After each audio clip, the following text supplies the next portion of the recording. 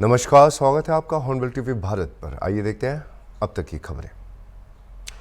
लंबे अंतराल के बाद आज मिल्कीपुर उपचुनाव संपन्न हुए हैं। चुनाव कैसे गए और क्या स्थिति थी, आइए इन सब की जानकारी लेते हैं हमारे संवाददाता अशरफ से। हेलो जी मिस्टर अशरफ, स्वागत है आपका हॉर्नबिल टीवी भारत पर। जी, किस तरह से मिल्कीपुर के चुनाव संपन्न हुए हैं और क्या स्थिति थी आज वहां पे, इस पर क्या विस्तृत तौर पर आप थोड़ा जानकारी दे सकते हैं हमें? जी बिल्कुल चैंग, देखिए जब लोकसभा चुनाव हुआ था तो 10 सीटें खाली हुई थी उत्तर प्रदेश में, जिसमें से एक महत्वपूर्ण सीट थी मिल्कीपुर सीट में 9 सीटों पर तो उपचुनाव हो गया था, लेकिन मिल्कीपुर सीट पर एक पीआईएल की वजह से चुनाव को रोक दिया गया था।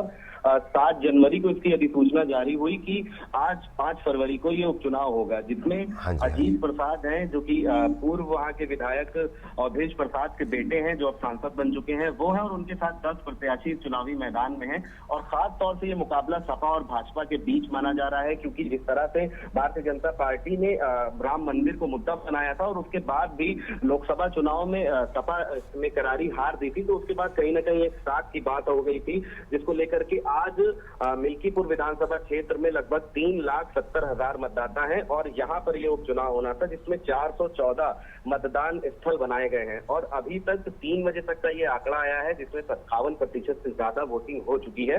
और इस उपचुनाव में मिल्कीपुर की मिल्कियत जो है वो देखने को मिलेगी कि किसके ऊपर आ रही, क्योंकि समाजवादी पार्टी और भारतीय जनता पार्टी के बीच में ये सीधी करार दिख रही है। और इसमें सुबह 11 बजे से मतदान शुरू हो गया है। और जिस तरह से 2024 लोकसभा चुनाव में मिल्कीपुर विधानसभा से विधायक अवधेश प्रसाद सांसद चुने गए थे, उसके बाद ये सीट खाली हुई थी और इस पर उन्होंने अपने बेटे को उतारा है, उनको टिकट दिया है।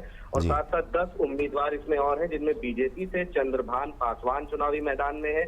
वहीं बीएसपी की अगर बात करी जाए तो इसने चुनाव लड़ने पे इनकार कर दिया था, लेकिन मिल्कीपुर विधानसभा सीट एक आरक्षित सीट है, जिसके चलते अगर बीएसपी भले ही इस चुनाव में नहीं उतरी हो, लेकिन बीएसपी की ये परंपरागत वोटर्स यहाँ पर हैं जो जीत और हार में बड़ी भूमिका निभा सकते हैं। अभी तक फिलहाल 57% से ज्यादा वोटिंग हो चुकी है और ये कहा जा रहा है कि दलित वोटर्स की अधिक संख्या होने के कारण जिसका झुकाव दलितों जिस पार्टी की तरफ इनका झुकाव होगा, वो इसमें उनकी जीत को लगभग तय माना जा रहा है और वही इसमें जीत का परचम लहरा सकते हैं।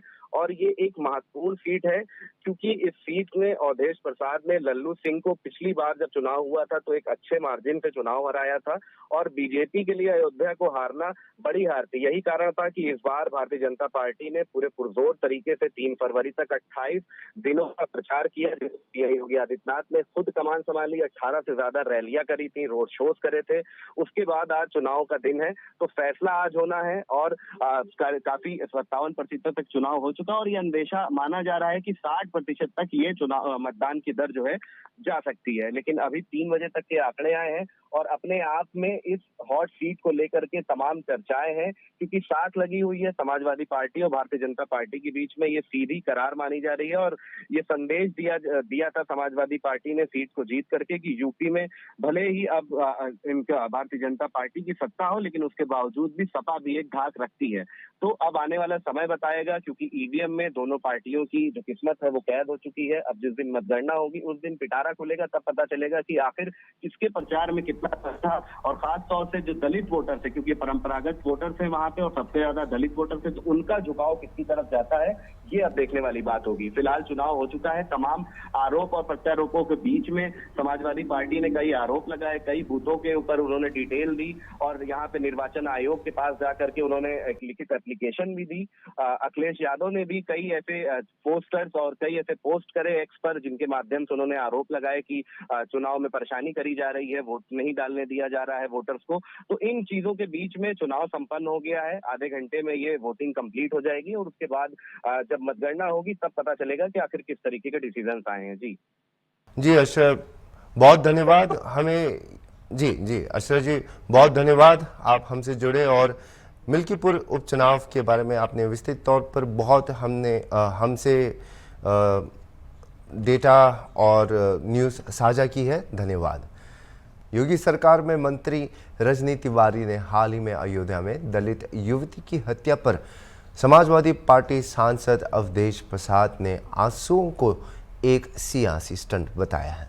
तिवारी ने कहा कि अवधेश प्रसाद को यह एहसास हो गया है कि वे मिल्कीपुर विधानसभा चुनाव हारने वाले हैं, इसलिए वह अब रोने का ड्रामा कर रहे हैं। इसके साथ ही मंत्री ने दिल्ली चुनाव जीतने का भी दावा किया है। कहा कि महाकुंभ के तीसरे अमृत स्नान के सकुशल संपन्न होने पर अपनी बात भी रखी है। उत्तर प्रदेश सरकार में मंत्री रजनी तिवारी जी हमारे साथ हैं, उनसे बात करेंगे। मैम, कल जो है दुनिया का सबसे बड़ा महापर्व जो महाकुंभ चल रहा है, कल तीसरा अमृत स्नान संपन्न हो चुका है। देश दुनिया के लोग वहाँ पे आ रहे हैं, साधु संत हैं, नागा हैं, और जिस तरह से यूपी सरकार की व्यवस्था है सभी सराह रहे हैं, उनको सराहा जा रहा है। क्या लगता है मैम, तीसरे से अमृत स्नान को लेकर आप क्या कहना चाहेंगी? देखिए, ये हमारी आस्था से जुड़ा हुआ हमारा ये पर्व है, महाकुंभ है, जो 12 वर्ष के बाद में आता है। और अब की से जो ये संयोग बना है, ये 140 वर्षों के बाद का ये संयोग है। तो बड़ी संख्या में वहाँ पे लोग स्नान कर रहे हैं, साधु संतों का आशीर्वाद प्राप्त कर रहे हैं। चाहे पहला हो चाहे दूसरा हो, कोई भी पर्व हो, वहाँ पे सरकार की व्यवस्थाओं के कारण से किसी को कोई दिक्कत नहीं हो रही है। और एक दिन स्नान करने के बाद जब अगला दिन आता है, उससे ज़्यादा संख्या में लोग स्नान करने के लिए वहाँ पे पहुँच रहे हैं, क्योंकि जैसा कि हमने आपको पहले बताया कि ये हमारी अध्यात्म भी है, ज्ञान भी है, विज्ञान भी है, और हमारी सनातन परंपरा भी है। सारी चीज़ें वहाँ पे दिखाई दे रही हैं। तो हमने चाहे अमृत स्नान रहा हो, उस दिन भी बड़ी संख्या में लोग पहुँचे, और प्रतिदिन महाकुंभ में स्नान करने के लिए वहाँ पे लोग पहुँच रहे हैं। वहाँ पे स्नान करके पुण्य के का लाभ ले रहे हैं, साधु संतों का आशीर्वाद प्राप्त कर रहे हैं, और सरकार की व्यवस्थाओं के कारण संभव हो पा रहा है कि लोग ज़्यादा से ज़्यादा संख्या में वहाँ पे स्नान कर रहे हैं। आपने सही कहा, सरकार की व्यवस्था या कुशल प्रबंधन का ये नतीजा है कि देश दुनिया के लोग वहाँ पे आ रहे हैं और सरकार को सराह भी रहे हैं, यूपी की डबल इंजन सरकार को।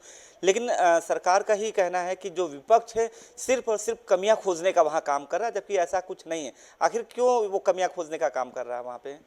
देखिए, जब उनको मौका मिला तब भी कुंभ हुआ था, तो उन्होंने किसके हाथों में उसकी कमान दी थी सब जानते हैं। उस समय कैसी परिस्थितियाँ थीं, उस समय कैसी व्यवस्था थी, सबने देखा था।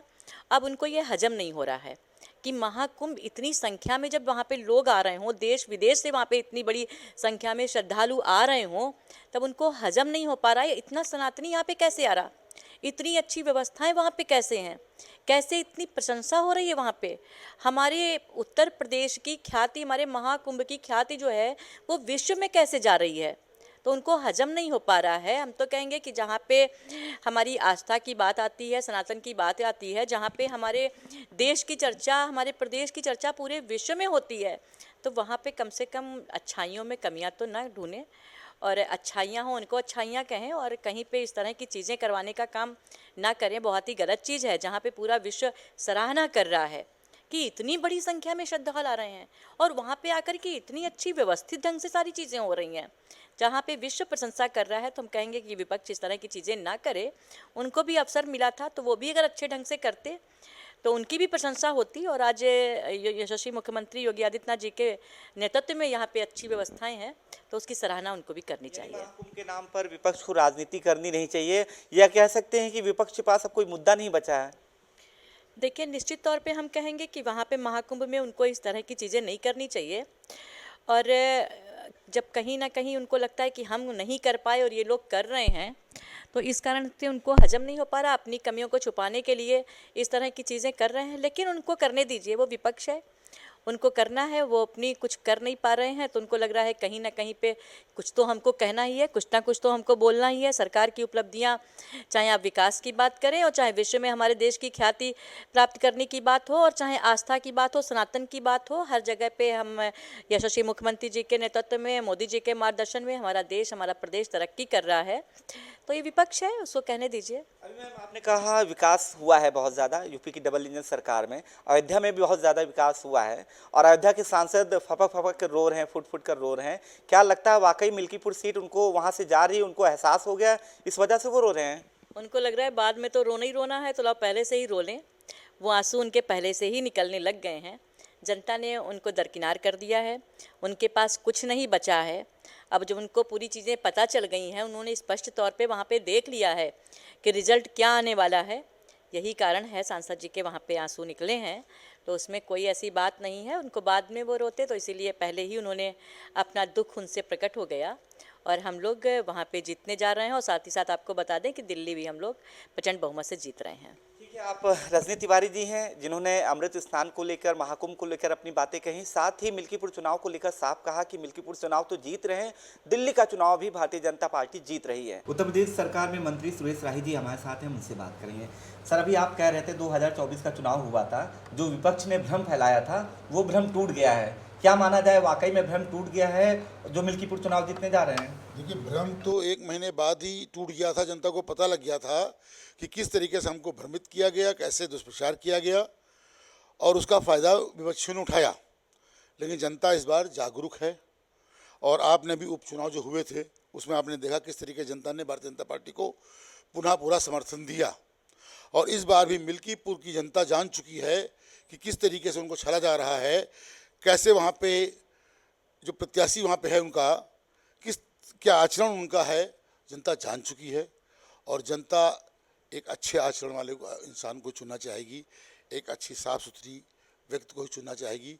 और भारतीय जनता पार्टी के पक्ष में पूरी तरीके से मिल्कीपुर का माहौल है, जनता बिल्कुल भारतीय जनता पार्टी के पक्ष में मतदान करेगी। यानी माना जाए जिस तरह से मुरादाबाद की कुंदरकी थी, अंबेडकर नगर की कटहरी थी, जहां पर भारतीय जनता पार्टी की वहां पे नहीं थी, वहां पर भी भारतीय जनता पार्टी सरकार, वहां पे भारतीय जनता पार्टी के कैंडिडेट जीत गए। यानी कि साफ है कि जो योगी सरकार की नीतियां हैं सबको भारी, वहां कुंदरकी जैसी सीट पे जहां पर 65% मुस्लिम आबादी कहा जाती है, वहां पर भी भारतीय जनता पार्टी ने परचम लहराया।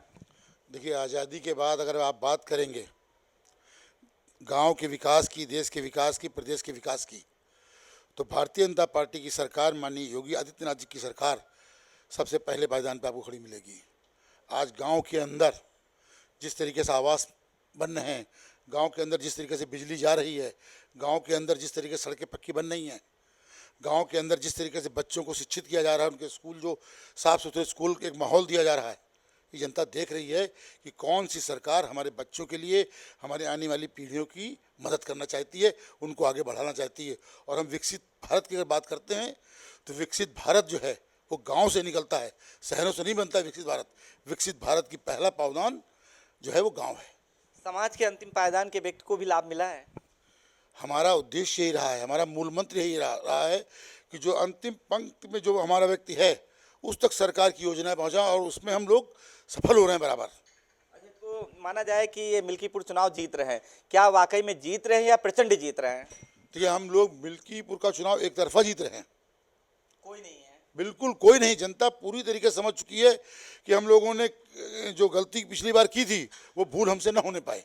अच्छा, मिल्कीपुर चुनाव जीत रहे हैं तो दिल्ली का चुनाव भी कह रहे हैं, भारतीय जनता पार्टी कह रही है दिल्ली का चुनाव भी जीत रहे हैं, क्या लगता है आपके हिसाब से मिल्कीपुर के अलावा दिल्ली भी जीत रहे हैं? देखिए, जिस तरीके से यहाँ पे जनता को गुमराह किया गया, और वहाँ तो दिल्ली में तो काफ़ी लंबे समय से जनता को गुमराह किया गया है, और बहुत दिनों तक जनता को गुमराह नहीं किया जा सकता। जनता जान चुकी है, वो देख रही है, पूरे चारों देश के हर प्रदेश में देख रही है किस तरीके से वहाँ विकास हो रहा है, और उसको भी दिल्ली में अन्य प्रदेशों से ऐसा विकास चाहिए। और इसीलिए पूरी वहाँ की जनता भारतीय जनता पार्टी के पक्ष में है, और हम लोग निश्चित रूप से वहाँ भारतीय जनता पार्टी की सरकार बनाएंगे। अच्छा, आज ये प्रयागराज में जो महाकुंभ हो रहा है, पूरी दुनिया में जो है उत्तर प्रदेश का डंका इस समय गूंज रहा है, खास तौर से जो कुशल प्रबंधन है, जो अमृत स्नान तीसरा सकुशल संपन्न हुआ, मौनी अमावस्या की बात अगर छोड़ दी जाए तो उसमें भी हालांकि जांच चल रही, जो भी दोषी होगा, जो भी होगा सामने निकल आएगा। लेकिन जिस तरह से तीसरा अमृत स्नान सकुशल संपन्न हुआ और पूरी दुनिया में यूपी का डंका बज रहा है, मुख्यमंत्री योगी आदित्यनाथ को आज सराहा जा रहा है पूरी दुनिया में, क्या कहेंगे? देखिए, जब से हमारी सरकार आई है, माननीय योगी आदित्यनाथ जी जब से प्रधान मुख्यमंत्री बने हैं, पूरे प्रदेश में एक अलग सा माहौल बना, चाहे ग्रामीण क्षेत्र में हो, चाहे हमारे सनातन में हो, चाहे किसी भी क्षेत्र में रहा हो, हम हर क्षेत्र में आगे बढ़ के आए हैं। और रही कुंभ की बात आप करेंगे, अगर जो कुंभ सदियों से चले आ रहे हैं, कोई पहली बार नहीं हुआ, लेकिन जिस तरीके से व्यवस्थाएं हमारी सरकार ने की है, बिना रुके पहले लोगों को रोका जाता था, कई कई दिन वहाँ पड़े रहते थे, लेकिन इस बार जो जनता जा रही वहाँ पे है और शाम को पहुँचती, सुबह स्नान करके वापस चली जाती है। ये एक व्यवस्था बहुत अच्छी वहाँ पे है। महाराज जी ने सारी व्यवस्था वहाँ अच्छी की है और लोग वहाँ पे आते हैं और उनका फिर मन करता है कि अगले दिन फिर रुक जाएं। वहाँ से किसी का भागने का मन नहीं कर रहा है कि हम आए और डुबकी लगाए भाग लें, क्योंकि ऐसा माहौल वहाँ एक माननीय मुख्यमंत्री जी ने बनाया है। बिल्कुल, ये कुशल प्रबंधन है मुख्यमंत्री योगी आदित्यनाथ जी का। जी आज जो है पूरी दुनिया में प्रयागराज के नाम पर पूरे यूपी का जो है डंका बज रहा है। और बात करें चाहे मिल्कीपुर चुनाव की या दिल्ली चुनाव की, भारतीय जनता पार्टी, जैसा कि आपने कहा सुरेश राय जी ने, मिल्कीपुर के अलावा दिल्ली में भी भारतीय जनता पार्टी की सरकार बनने जा रही है। वीडियो जर्नलिस्ट विजय के साथ अनूप चौधरी, हॉर्नबिल टीवी, लखनऊ। जिनका काम सनातन पर्व महाकुंभ में सिर्फ कमियों को ही खोजना था, उनको सनातनियों ने करारा जवाब दिया है।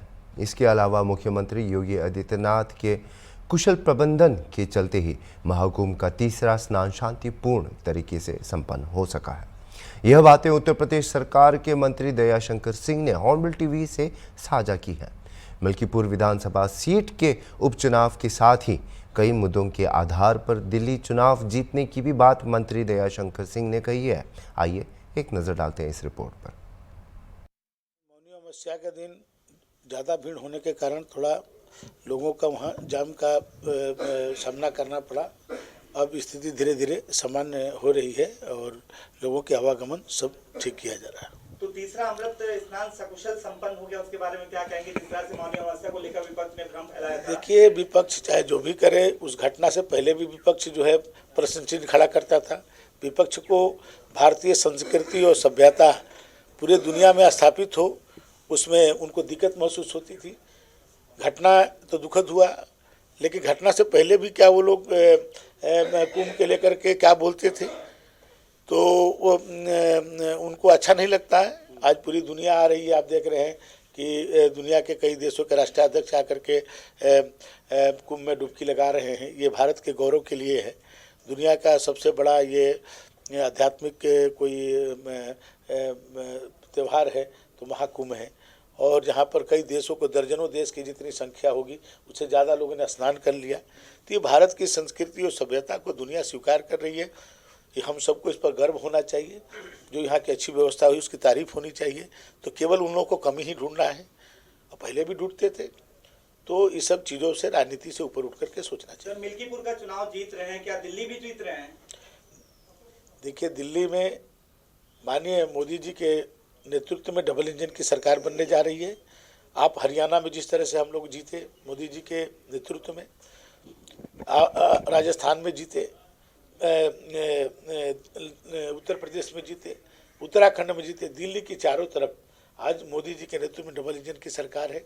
दिल्ली भारत की राजधानी है और दिल्ली का जो विकास होना चाहिए वो विकास नहीं हो पा रहा है। एक झूठ के बल पर 2 बार से केजरीवाल जी वहाँ पर सत्ता संभाले हुए हैं, भ्रष्टाचार के अखंड में डूबे हुए हैं।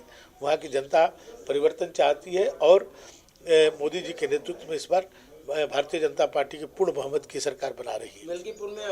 मिल्कीपुर में रिकॉर्ड वोटों से भाजपा जीत रही है। केवल जीत ही नहीं रही है, रिकॉर्ड वोटों से जीत रही है। आप 8 तारीख को देखिएगा कि केवल जीतेगी नहीं, रिकॉर्ड वोटों से जीतेगी। जितने वो सांसद जीते होंगे उससे ज़्यादा वोटों से जो है विधानसभा जीतेगी। सर, सपा कह रहे हैं, अखिलेश यादव ने कहा है कि जिस तरीके से आप लोगों ने कुंदलकी और अम्बेडकर नगर में पुलिस बल का प्रयोग किया था, यहाँ भी करेंगे, इसलिए उन्होंने चुनाव आयोग को शिकायत पत्र भी दिया कि पुलिस बल का शिकायत किया है कि गलत तरीके से चुनाव प्रभावित करने की। देखिए, उनको अपने हार की डर से इस तरह के भाषा का प्रयोग कर रहे हैं। पहले भी वो कहते थे कि 2027 का सेमीफाइनल है, और जब 9 में से 7 सीटें भाजपा जीत गई और 2 सीटों पर जहां उनके बहुत ज़्यादा मार्जिन से जीते थे, जैसे करहल में वो 67,000 वोटों से जीते थे, 13,000 पर आ गए। तो ये वोटें उनकी इतनी कम हो गई, हार इतनी बुरी तरह से हो गई, तो फिर ये दूसरी बातें बोलने लगे। हर बार यही बोलते, लगातार हार रहे। 14 में हारे, 17 में हारे, 19 में हारे, 22 में हारे, 24 में थोड़ी झूठ बोल करके कि संविधान, मोदी जी 400 सीट पाएंगे तो संविधान बदल देंगे, आरक्षण खत्म कर देंगे। तो एक थोड़ी सफलता एक मिल गई। तो लोग कहते हैं ना, गांव में काट की हांडी बार बार नहीं चढ़ती, एक बार चढ़ी और वो झूठ के बल पर था। ठीक। उत्तर प्रदेश ने निवेशकों के लिए न केवल रास्ते को सरल बना है, बल्कि उन्हें विभिन्न प्रकार की सब्सिडी भी प्रदान की है। यह कारण है कि जापान ताइवान और दक्षिण कोरिया जैसे कई देशों ने निवेशक यूपी में निवेश करने के इच्छुक हैं। सेमीकंडक्टर पॉलिसी के तहत यूपी एकमात्र राज्य है जहां निवेशकों को 50 से 60% तक की सब्सिडी मिलती है। यह जानकारी उत्तर प्रदेश की सूचना प्रौद्योगिकी एवं इलेक्ट्रॉनिक्स मंत्री सुनील कुमार शर्मा ने हॉर्नबिल टीवी से साझा की। में निर्माण समूह की स्थापना किए जाने का प्रावधान किया गया था, इसमें क्या प्रगति हुई? एक ईएमसी हमारा बिल्कुल ग्रेटर नोएडा में तैयार है और दूसरा भी प्रगति पर है। तीसरे के लिए हम जल्दी योजना लाने वाले हैं। ताइवान, जापान और दक्षिण कोरिया की कंपनियों के लिए अलग अलग समूह स्थापित करने की गुजराती इसमें क्या प्रोग्रेस हुई है? लगातार हम लोग गुजराती क्या सर, इसमें लिखा हुआ समूह स्थापित करने के लिए क्या प्रोग्रेस हुई है? ताइवान, जापान, दक्षिण कोरिया की कंपनी देखिएगा, हम पूरी दुनिया के से इन्वेस्टर्स को इनवाइट कर रहे हैं। हम उत्तर प्रदेश की सेमीकंडक्टर पॉलिसी सबसे अच्छी है। दूसरे राज्य जो भारत सरकार के द्वारा प्रोत्साहन दिया जा रहा है उसका 50% दे रहे हैं, 40%, हम 50% दे रहे हैं, केस टू केस में 60% तक भी दे रहे हैं। हमारी सेमीकंडक्टर पॉलिसी बहुत सबसे बेहतर है।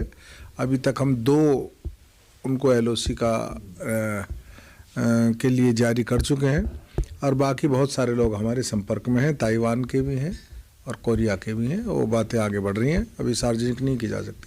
जेवर एयरपोर्ट को जल्द खुलने वाला है, ऐसे में क्या प्रस्तावित है इलेक्ट्रॉनिक सिटी रोजगार के दृष्टिकोण से? जेवर एयरपोर्ट बनने से उधर रोजगार के बहुत साधन विकसित होंगे। इलेक्ट्रॉनिक्स मैन्युफैक्चरिंग वहाँ ज़बरदस्त होने वाली है और आईटी के लिए भी हम लोग वहाँ कोशिश कर रहे हैं। सर, नोएडा के अलावा और कहाँ उत्तर प्रदेश में अगर बात करें क्या हम कानपुर में ड्रोन सिटी बना रहे हैं, लखनऊ में भी AI सिटी हम बनाने जा रहे हैं और कई शहर हैं जो शहर हैं? हाँ, हम टियर 2 और टियर 3 शहरों पर भी हमारी दृष्टि है कि हम वहाँ भी इसको करें। अभी के लिए इतना ही और खबरों के लिए आप देखते रहिए हॉर्नबिल टीवी।